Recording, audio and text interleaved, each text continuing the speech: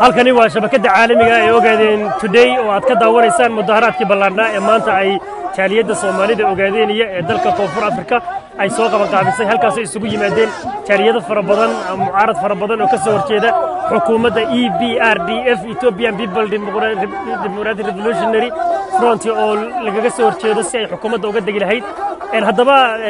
kaamirada Ogaadeen Today ayaa waxay waraysiyo la yeelatay dadkii ka soo qaybgalayaasha ahaa ee ka soo qaybgalay maanta mudaharaadkan marka waraysa bal dhanka ammaanka iyo security-ka dhalinyarada u xilsaaran mudane Yuusuf Islaam dareenkaaga maanta ka waran wallahi dareenkaaga aad iyo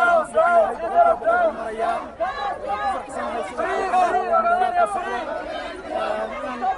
soo bandhigna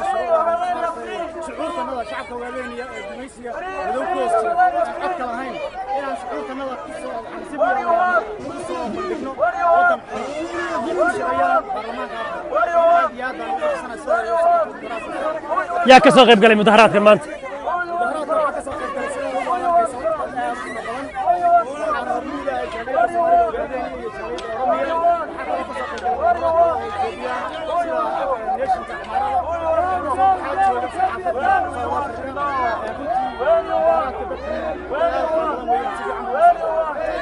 aad iyo aad baad u mahadsantahay mudan Cabdullaahi dareenkaaga maanta ka waran runtii aad iyo aad baan ugu faraxsanahay inaan shacabka Ogaadeen ee dulman gacanta Itoobiya ku hoos jira inaan codkayga ku caawiyo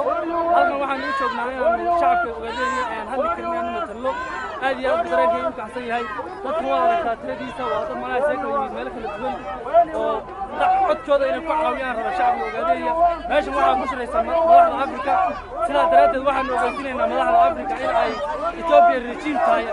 ka haray gumaysiyadii adduunka wadan xorna hadda aan joognaa oo codkana ku caawinayna shacabka dulmada Ogaadeen